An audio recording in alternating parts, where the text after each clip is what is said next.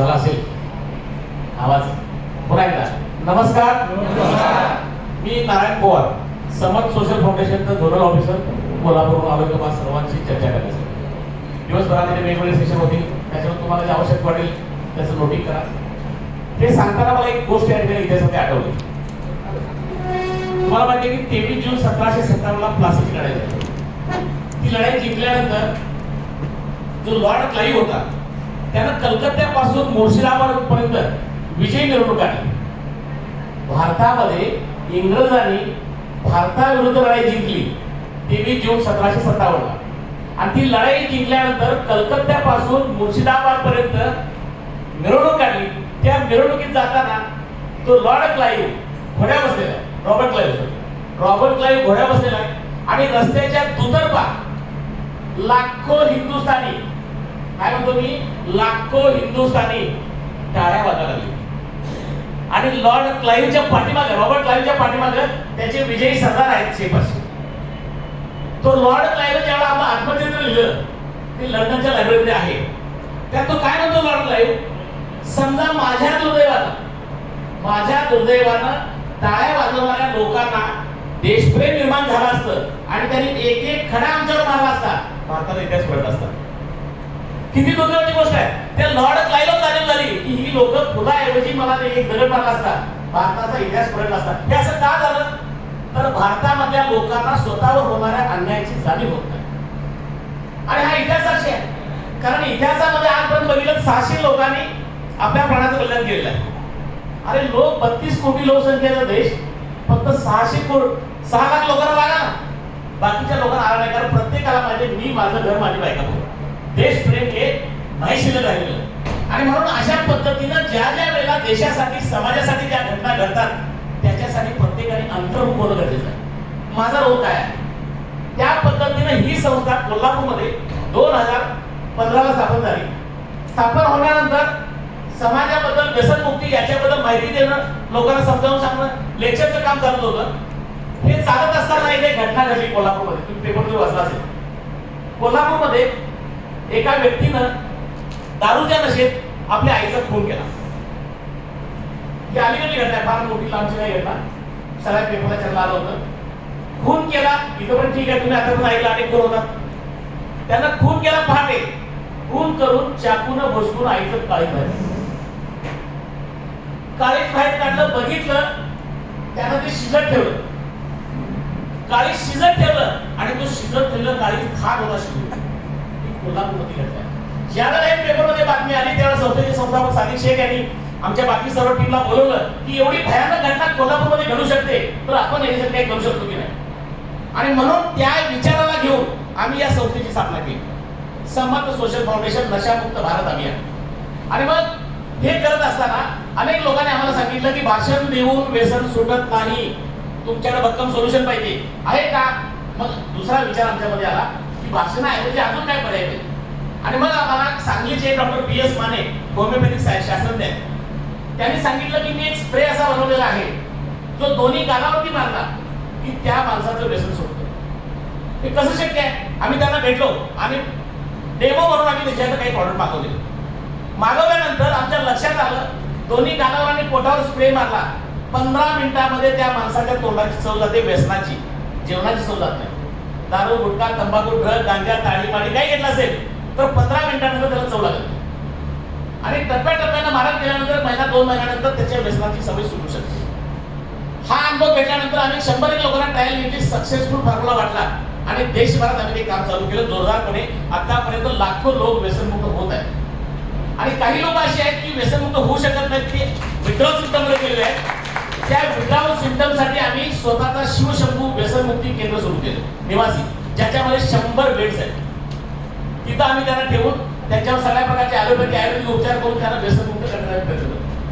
आणि मग त्याच्यानंतर आमच्या असं लक्षात आलं की ज्यांना व्यसन आहेत त्यापैकी बऱ्याच लोकांना शुगर पण आहे. मग हा विचार पेरत गेल्यानंतर काही डॉक्टरांची टीम मिळाली. त्या डॉक्टरांनी आम्हाला सांगितलं की याच्यावर रिसर्च करतो. पूर्ण रिसर्च अँड डेव्हलपमेंट केल्यानंतर 13 वनस्पतीचा एक हर्बल अँटॉक्स डी त्यांनी बनवला. आणि त्यांनी सांगितलं की हा अँटॉक्स डी जो आहे हा स्वादुपिंडामध्ये, ज्याला इंग्लिशमध्ये पॅन्क्रिया म्हणतो, त्याच्यामध्ये अल्फा, बीटा आणि बेटा पेशी असतात त्या बीटा पेशींचा काउंट वाढवायला हा अर्क मदत करतो. त्याचाही आम्ही ट्रायल घेतला. आतापर्यंत 5 लाखापेक्षा जास्त पेशींना मी दिला. अतिशय चांगला रिझल्ट आहे.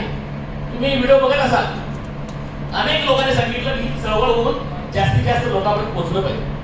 आणि मग आम्ही ठरवलं की कोल्हापूरमध्ये आतापर्यंत 200 पेक्षा जास्त ट्रेनिंग घेतली आणि मग लोकांची संख्या एवढी वाढायला लागली की हॉलमध्ये लोक बसत नाही. मग आम्ही ठरवलं की सगळ्या लोकांना आता कोल्हापूरला नाही बनवायचं, त्याच्यासाठी आम्हाला सुद्धा जावं लागेल.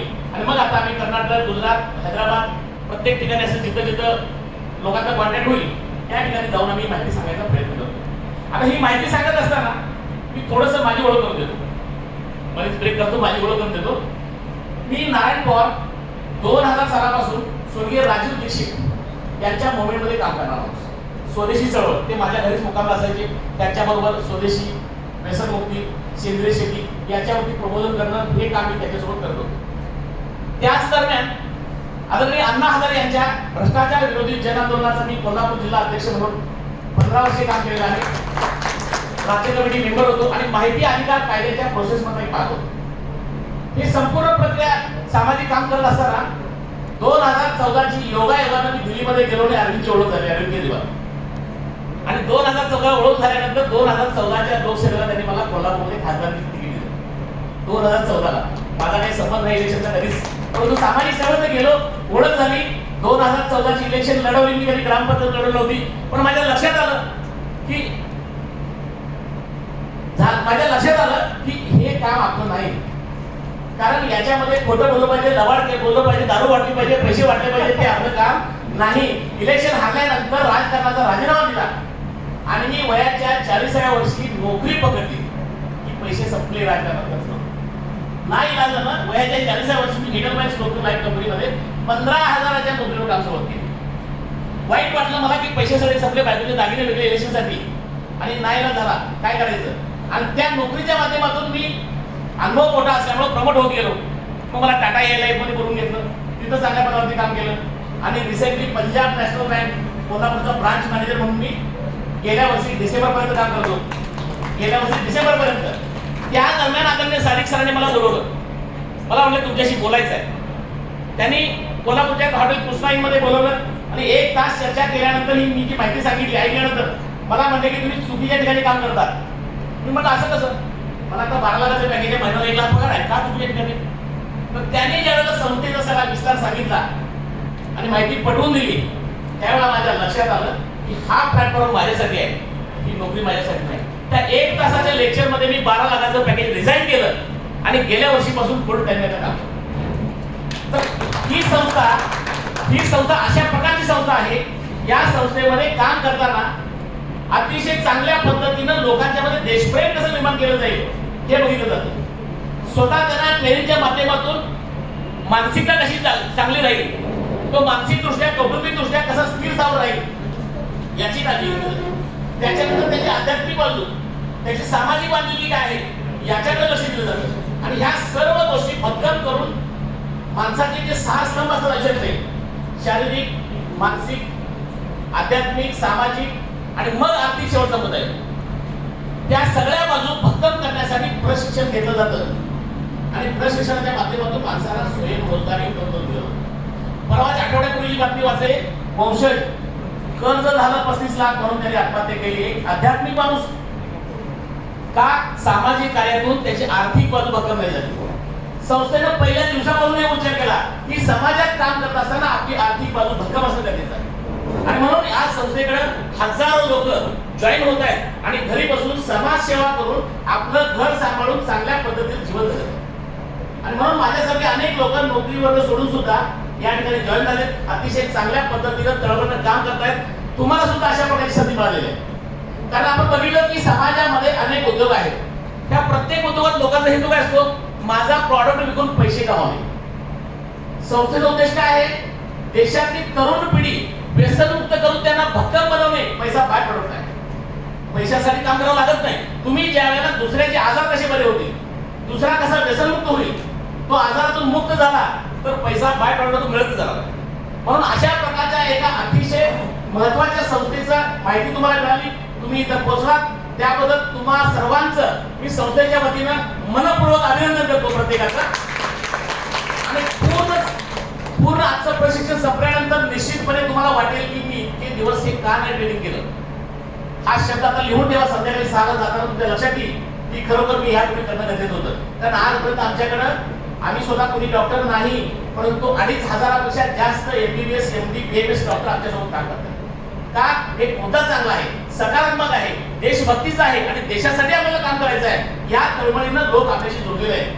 अनेक सरकारी अधिकारी आहेत, सुप्रीम कोर्टामधले काही क्लार्क आहेत, बरेच लोक आपल्याला काम करतात. त्याचे तुम्ही ऑडिओ बघितले असतील. तर तुम्हाला एक चांगली संधी मिळालेली आहे. या संधीचं सोनं करा अशी विनंती करतो.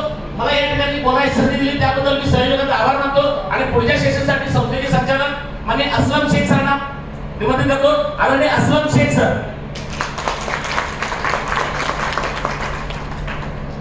असलम शेख सर संस्थेचे एक संचालक आहेत आणि संचालक म्हणून त्यांनी आज संपूर्ण भारतामध्ये अनेक शहरांमध्ये ते सेमिनार घेऊन काम करत आहेत. त्यांची बरेच टीम मोठी आहे, काम करत आहेत लोकांच्या बरोबर.